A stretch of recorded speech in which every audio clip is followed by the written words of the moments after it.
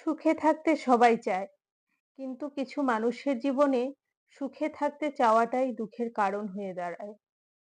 যে মুহূর্তের জন্য আপনি খুশি, সেই মুহূর্তটাই আপনার জীবন।